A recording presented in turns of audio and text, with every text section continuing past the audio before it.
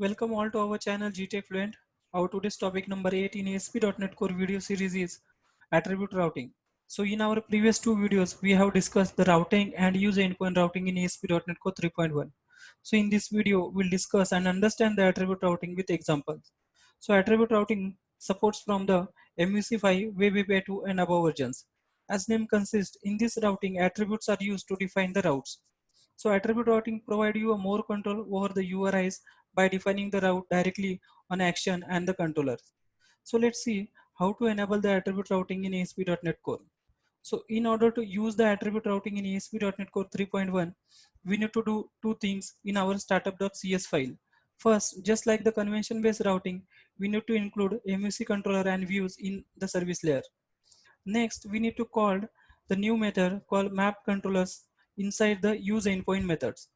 So these map controllers methods enable the attribute routing and can be used along with the other method like map controller route and map area controller route, etc.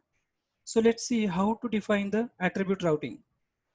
So routes are defined on the action level or a controller level with the help of route attribute. So you may notice that route attribute has been applied on the both action and the controller level. This is different from the .NET Framework MVC application, where we need to use the root prefix attribute, which is now deprecated.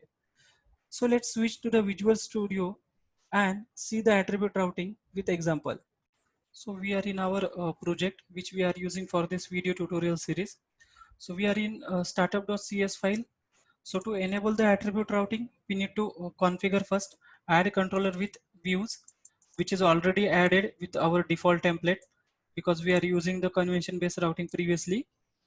So next step is we need to add the map controllers. So just comment out this and call the map controllers. So these map controllers enable the attribute routing for our application. So let's run the application and see. So let's try to access the index action from our home controller. Look, we are getting the error because we don't have the route configure yet. So we need to configure the route. So let's configure for the index action. So here come in our home controller in index action. We define the route with the route attribute. So we define the template home slash index. Okay, so let's run and check.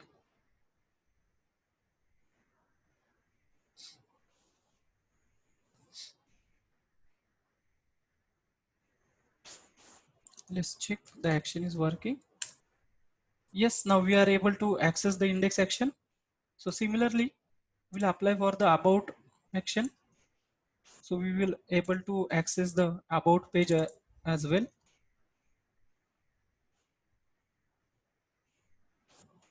Let's run.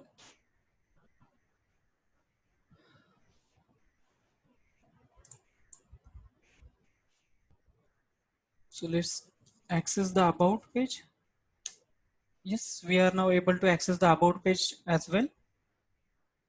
So if you notice the home, that is controller name, get duplicated while defining our route. So let's remove this duplication from here. So what we do, we define at controller level, that is home, and we remove from action level.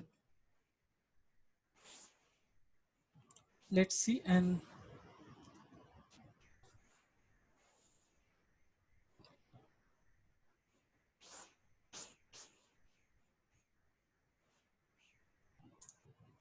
home slash index. Yes, we are able to access this.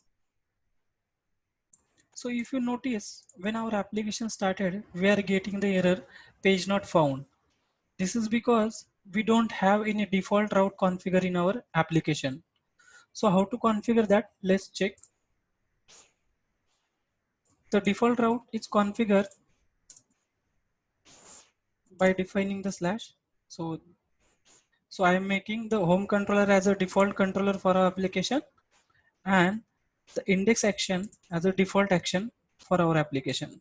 So when we start the application, the index page get loaded. So let's run and see.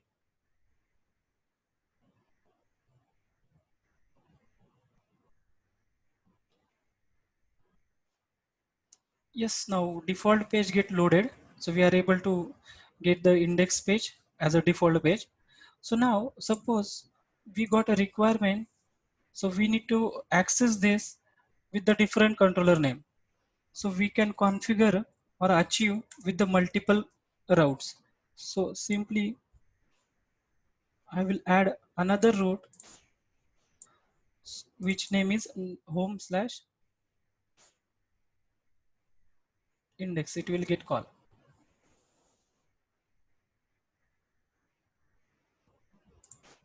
So now I am accessing home test slash index instead of home. So yes, I am able to access this as well. Now let's see how to define the parameter for our action. So suppose our index action is receiving the parameter of ID. So the parameter must be defined inside the curly braces. So the ID. So let's run and check slash index. Look, it is not getting loaded because we need to pass parameter value. So I'm passing the one as a value. So now it's getting loaded. So let's see how our parameter get make the optional. So we need to mark with the question mark. So let's run and see.